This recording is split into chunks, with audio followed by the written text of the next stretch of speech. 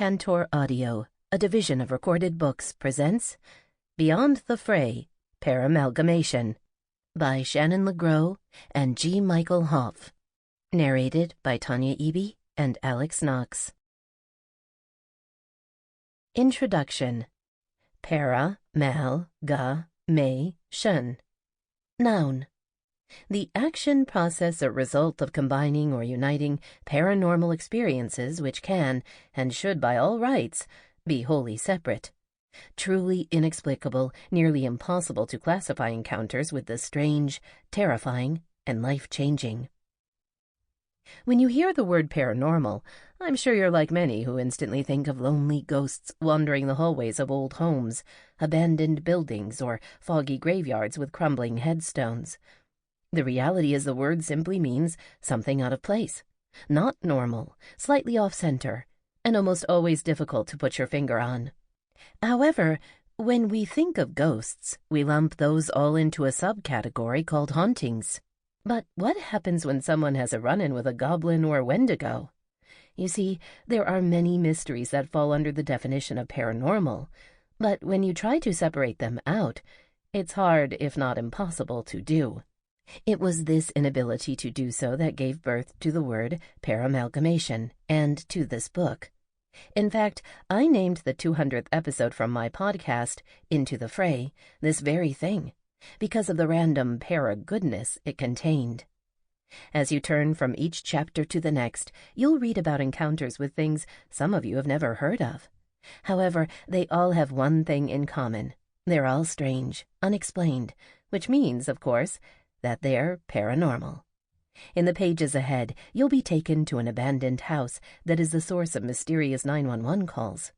You'll hear from a woman who one night saw something that shouldn't exist, but there it was, nevertheless, in the glow of her headlights. You will read an account of something not human appearing while two friends sat down to innocently play with a Ouija board. These are a sampling of what you'll experience in the book. Some of these stories I've featured on my show, but others are new, never-heard accounts told by the very people who experienced them. The one thing I've learned in all my years of research with the paranormal is that those who've experienced the unexplainable are never the same after. Their lives have from that moment on taken a turn, some for the worse, while others, like me, use it as a springboard and become hooked. Their thirst to explain will be a lifelong endeavor, all done with the hope of one day finding a definitive answer. I want to personally thank everyone who contributed their stories. I know it wasn't easy to come forward, so it's because of that I appreciate you even more. You risked ridicule and mockery to be here, and I hope telling your stories provides some comfort. And to my fans, again, thank you for always being there and listening, or now reading. With all that out of the way, let me finish by saying that I sincerely hope you enjoy this collection of stories. So, without further delay, sit back, relax, and go beyond the fray.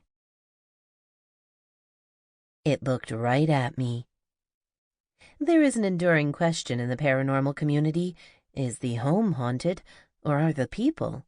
So it begs the question, when a home is residence to more than its human occupants, who's to blame? Could a new family move in and experience nothing? Some of the details in Randy's story, from a covered-up doorway to an apparition acting like it's going through everyday life, may shed some light and give us an answer to that question.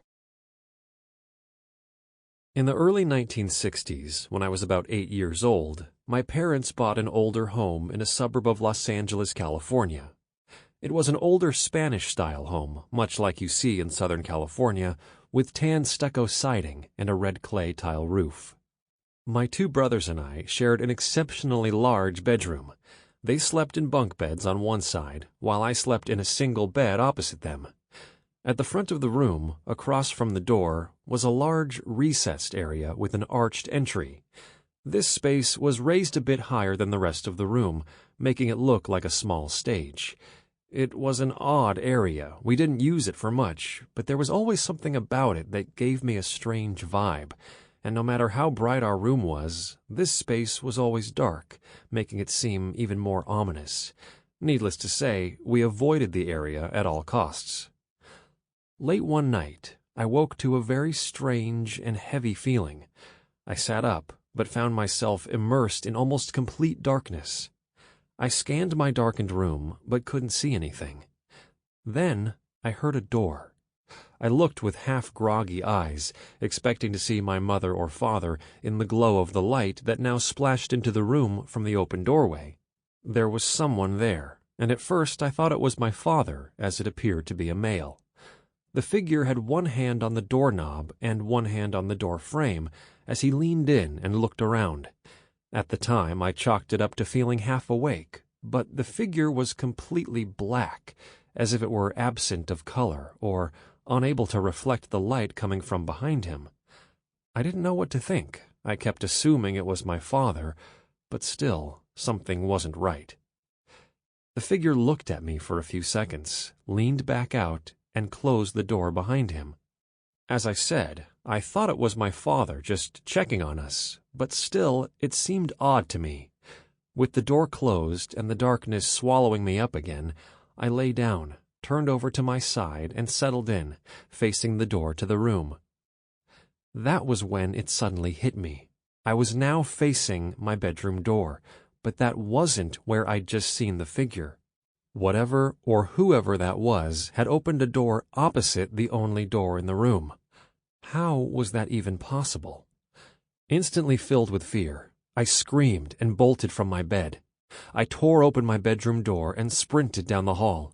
I burst into their bedroom, woke them from a sound sleep, and began trying to tell them what I had just seen. Wrapped in my mother's embrace, we followed my father back into my bedroom to find one of my brothers was awake and the other still sleeping. Being my white knight, my father turned on the light, carefully looked around the room, but found nothing out of the ordinary. They put me and my brother back to bed, with implicit instructions to go back to sleep. My mother, being nurturing, sat on the edge of my bed until I finally fell back asleep. Upon waking in the morning, my brother asked what had happened. In detail, I described what I'd seen, his eyes wide with fascination as I got to the point about the thing looking at me. After I was finished, we timidly entered the dimly lit alcove to investigate. Upon our close examination of the space, we discovered something we'd never noticed in the past. There had been a door, exactly where I had seen it open. Sometime over the years, and no doubt before we'd moved in, it had been enclosed and plastered over. The doorway had once opened into the family room. As disturbing as the incident was, it was only the first of two experiences I had in that house. Several weeks later, my father had to work an extremely late double shift. Unable to sleep while he worked late, my mother would stay up waiting. That night, she put my younger brothers to bed and allowed me to come out with her to watch a show on our old black-and-white television. The room was dark save for the light of the television. My mother sat to my left, resting against a pillow on the arm of the couch, while I sat wrapped in a blanket, my legs extended and my feet resting on a footstool. To my left, I saw movement. I snapped my head in the direction to see a small Pomeranian-type dog jump from my mother's lap, onto the couch between us, and then onto me. It ran down my blanket-covered legs and jumped onto the floor, disappearing instantly. Startled, we both bolted upright, and in unison said, "Did you see that?" I followed up and said, "Yes, a dog, right?" She described the dog exactly as I'd seen it. She went on to tell me that she had just dozed off for a brief second and opened her eyes to find she was staring directly into the dog's face. We were convinced we'd seen a dog, a real dog, so much that we checked the entire house, calling out with hopes it would show itself. When we couldn't find it, we went looking for how it could have gotten in and thought maybe it went out the same way, but found nothing open. It wasn't until later that I'd realized I'd never felt the dog nor its weight as it jumped onto the couch or ran across my legs. We both explained what we'd experienced to my father, who only spent the next few days afterward laughing at us and teasing us about ghost dogs and shadow people. Unexpectedly, a month later, my parents sold the house, only for us to move a few miles away. Not until years later, when I was 15, did my mother finally give me an explanation on why we'd sold the house and moved so quickly. She told me that she too had seen the dark man one night. With still a tinge of fear in her voice, she said she'd caught him watching her through the kitchen entryway as she was making dinner. So, filled with fear that she'd seen a person, she had called the police to report a prowler. I recalled that night the police came, but I never knew why they were there until then. I can still remember my mother keeping us kids out front while 2 police officers were in our house searching. My father, too, had his own experience after we spotted the ghost dog. He apparently woke in the middle of the night to find a man standing at his bedside, leaning over with his face only inches from his. My father lashed out at the man, but suddenly he was no longer there. We moved out the next day. Later, upon asking, my father simply described the man as nothing but a solid black figure. I've never forgotten what I saw, nor can I not think about my parents' experiences, which resemble mine. I've come to think that the man I saw was nothing more than residual energy left over or imprinted on the house, and that it repeats itself over and over in random fashion. I do wonder if one of the previous owners had the door sealed up and covered to stop the man from opening it. Then again, it didn't stop it from doing what I saw. I don't believe that anything I've seen was interacting with me specifically, but then again, I can't explain it, nor do I have definitive proof of what it was doing. I only know what I and my parents saw was so profound that we packed up and moved. I've been asked if I feel lucky or fortunate to have had my experience. I'd simply say that it's sort of a privilege to see a shadow man, but what still gets me excited was seeing the ghost dog. It looked so real, and except for not feeling it, I would still swear that it was there in the flesh. I've not since seen anything, but when I hear someone bring up ghosts, apparitions, shadow people, etc., my ears perk and my curiosity rises. It's nice to know I'm not alone and that others like me have had a run-in with the unexplained. An unfounded call. When someone with credibility, like the deputy of a sheriff's department, comes forward with an incredible and life-changing story, my ears perk up. In this case, a recurrent call to an abandoned home sets into motion a series of events that altered his thinking and even his career. This one has it all: shadow people, missing time, men in black, and even a UFO. It was 2009, and at that time I was a deputy sheriff in a rural county. I don't want to say which state, as I've already suffered the harsh consequences of what I'm about to share. In the time frame of a month, our dispatch had received 3 911 calls from the same home. These calls were simply hang-ups. The second after dispatch would answer, the call would disconnect. What made these calls odd was they were coming from a house that was abandoned.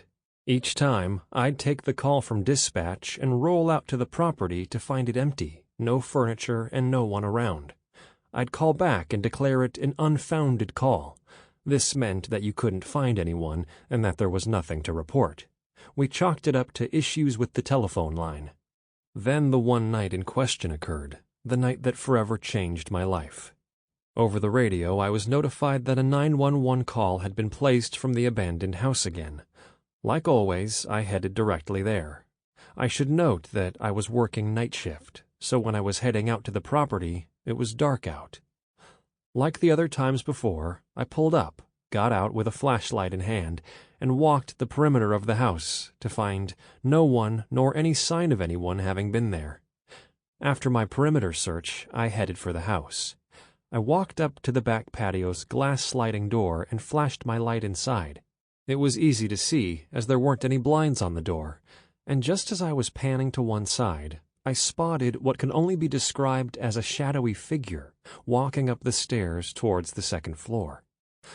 I was immediately shocked, as I was expecting the call would be unfounded like before, but I know what I saw. I made a call in for radio silence. This is a safety precaution for whenever we go inside a house.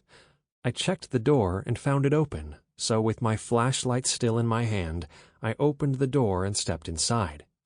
Before I headed to the stairs, I scoped things out to make sure there wasn't anyone else down on the main floor. Finding no one, I began my ascent up the stairs. As I was climbing, I took each step with care, as I wasn't sure whom I was about to encounter. Upon reaching the top, I searched the first room I came to and found it empty. I headed for the second, and this was where things began to get weird. I stepped into the second room, and immediately my radio and flashlight stopped working. With no electronics and in the dark, I began tapping my flashlight against the palm of my hand, hoping it would turn on, but it didn't. A single window in the room brought in enough ambient light that I could see somewhat. I scanned the room, and in the far corner I saw a huge, dark figure standing there. Startled by seeing the figure and thinking at the time it was a person, I hollered out that I was a deputy with the sheriff's department. The thing didn't respond. It just stood there, not moving, as if it was staring at me. I was very unsettled by this thing. The longer I looked at it, the more I realized it could not be a person. It was incredibly big and far too tall. I recall it being almost as tall as the ceiling. The best way to describe what I saw is to say it was the darkest thing I have ever seen. It was as if it were absent of all light, a void of some sort, but in the shape of a person. I asked if they needed help, but still no reply. Suddenly, it moved towards me, slowly, and with a fluidity as if it was floating or hovering. Spooked that it was coming at me, I hollered for it to stop, but it didn't adhere to my commands. Fear rose in me then. I reached for my weapon. Then I found myself in my car. Yes, this is where it got weird and unexplainable. I wasn't just in my patrol car, but I was driving down a desolate road about a half-mile from the house where I had just been. I had no recollection of what had happened in the room or how I got to my car. I saw the time, and it was later, almost an hour later. I had lost time and didn't have a recollection of what had transpired in between. My radio crackled to life with people asking about me. I immediately hit my radio and said that I was code 4, meaning I was okay. Not a few seconds after, I had an intense ringing in my ears, nothing like I've ever experienced in my life before. I then began to feel dizzy. It was alarming enough that I pulled my car over. I wasn't panicked, yet I felt like something was wrong. Not wanting to make my condition widely known, I called my sergeant instead of broadcasting over the radio. I reached him with no problem and told him my situation. He instructed me to stay put and wait for assistance from other deputies. The ringing in my ears subsided, yet my dizziness and vertigo were still present. Not wanting to pass out with my gun on me, I got out and put my duty belt and pistol in the trunk. With those now secure, I sat down on the side of the road, panicked as I was having a hard time breathing. I removed my shirt with hopes it would improve my condition, yet it didn't. As I lay there, other deputies arrived. They promptly asked me what was wrong, but I could only tell them that I felt dizzy and short of breath. An ambulance shortly arrived and took me to the hospital. After endless questions and tests, with one doctor repeatedly asking me if I smoked weed, which I hadn't, I was released, but with no diagnosis. Back at home, I told my wife what had happened, minus what I'd seen in the house, as I didn't want to scare her, plus I didn't know what I'd seen anyway. I got some sleep, but was awoken just before 6 in the morning to knocking at my front door. Curious as to who would be there at that time of day, I opened the door to find 2 men dressed in black suits, wearing black sunglasses and fedora-style hats. This sounds so odd to say, but the best way to describe them was to call them the Men in Black, like from the movie. Without prompting, they began to ask questions about what had happened the night before.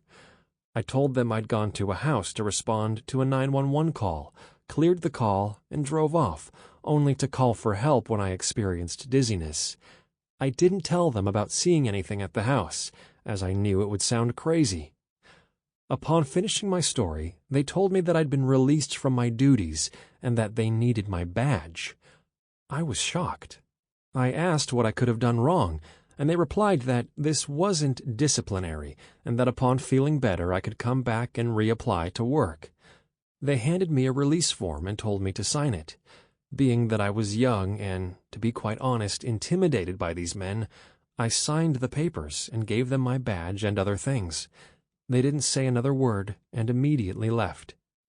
I spent that day in a state of shock, as was my wife, who couldn't understand why they'd taken my badge. I didn't know what to do and couldn't for the life of me understand what I'd done to lose my badge and my job. The following day, I received a call from a buddy of mine who was a corporal in the sheriff's office. He told me that everyone was asking where I was and why I hadn't come into work. I told him that I had been released and that 2 men had come, broken the news, had me sign a release, then took my badge and other things. My buddy was now confused and said he didn't know what I was talking about, that no one at the office knew anything about me being released from duty. Word then came from my captain. Like my buddy, he stated that no one at the office had released me. I explained I had the paperwork to prove what I was telling them. He ordered me to get it and come down to the station. Not hesitating, I got off the phone and went to the dining table where I'd left the papers, but now they were gone. Panicked, I scoured the house but couldn't find them. I was freaking out. None of this made sense. I called the station back and told them I couldn't find the paperwork. This time, though, their tone had changed. They warned that they might press charges against me for theft of public property. Now I was beside myself. How could they do this to me? I thought. Before getting off the phone, they gave me 30 minutes to find the paperwork and bring it down to the station. The second I hung up the phone, I again went back to tearing up my house, looking for the papers. 45 minutes went by, and I hadn't found the papers. I was distraught, late to my office, and didn't know what this meant for my future. The ring of the phone tore me away from my troubled thoughts. I picked it up to discover it was my buddy at the station. He said all was fine and that the county had called and said my badge was with them. I was relieved. I asked again if all was good and if I was in trouble. He said no, I was good to go. He then told me the county had explained to the captain that I had had an epileptic seizure. Epileptic seizure? I crowed in shock. I told him I wasn't epileptic, nor did I have a history of such things. My buddy confirmed that was the reason, and that I had for sure been released, but I wouldn't be charged with anything.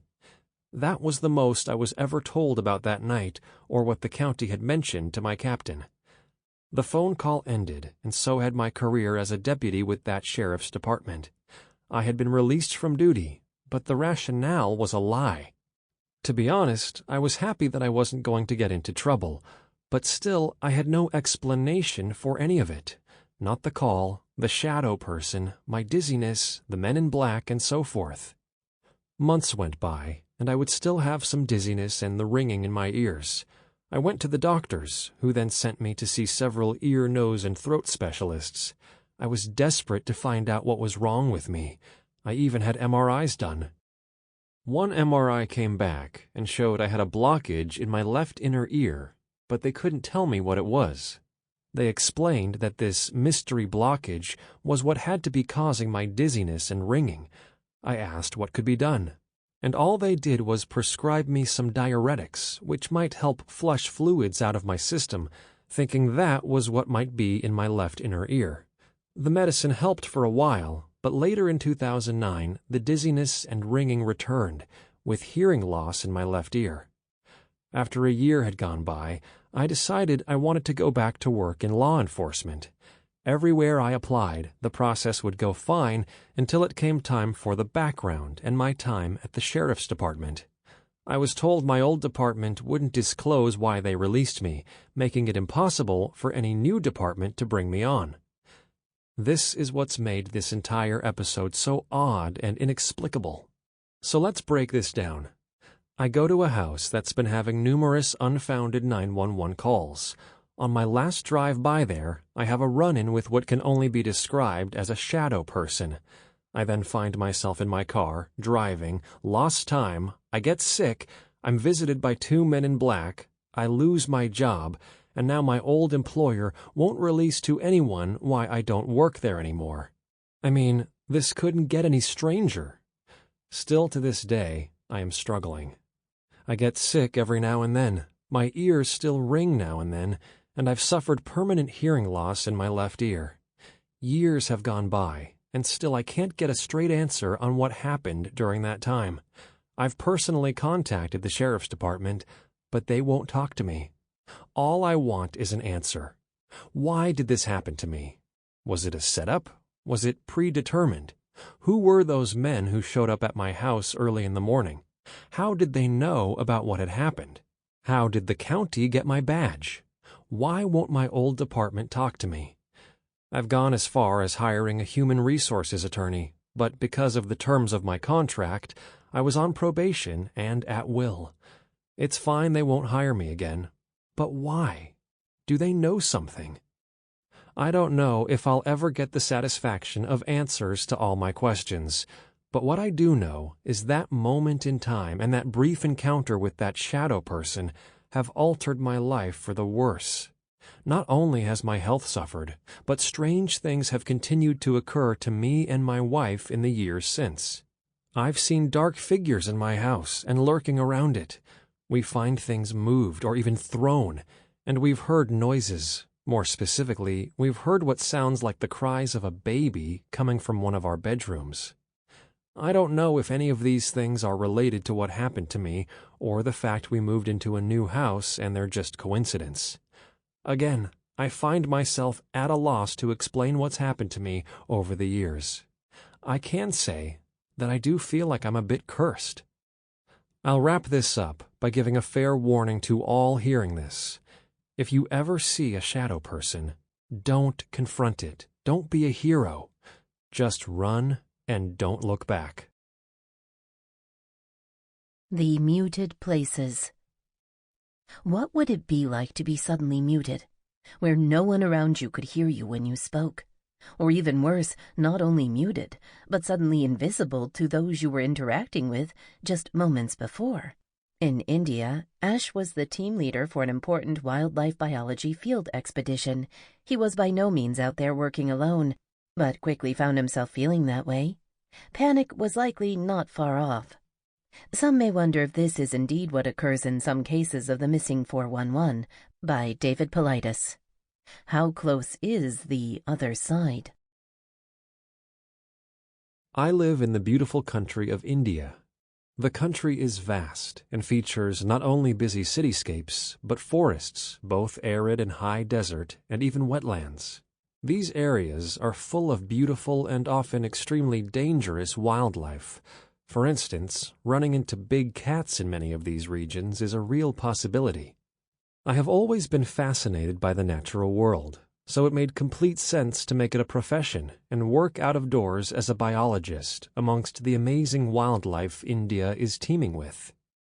Most people in India are not very keen on discussing the paranormal, and the term cryptid, or a cryptid research group, for example, isn't something that really exists here. Ghosts, however, are quite popular. Many people enjoy passing down tales of haunted locations or encounters with a spirit. But if the paranormal is discussed, it's common for people here to tie it quickly to religion. I have a couple of stories to share. The first one was relayed to me by a forest ranger I met while on a work project. We were out conducting a census on a certain breed of bird within a sanctuary in Rajasthan and planned on being out there for 5 days. This sanctuary was a wetland, not overly dense, and thankfully sans big cats. Our days comprised working during the daylight hours and congregating around the campfire at night. On the second night, many of my co-workers had wandered off, and I was about to join them when the ranger bluntly told me to be incredibly careful. I initially ignored this advice. While I might have been his junior, I had spent many years in and around the woods, so I knew my way around them and how to stay safe. He asked me to join him back at the campfire because he had a story to tell. I agreed, and we went to the campfire to chat. With a serious look on his face, he prefaced that the story took place about 4 to 5 years before in the same sanctuary. Sample complete. Ready to continue?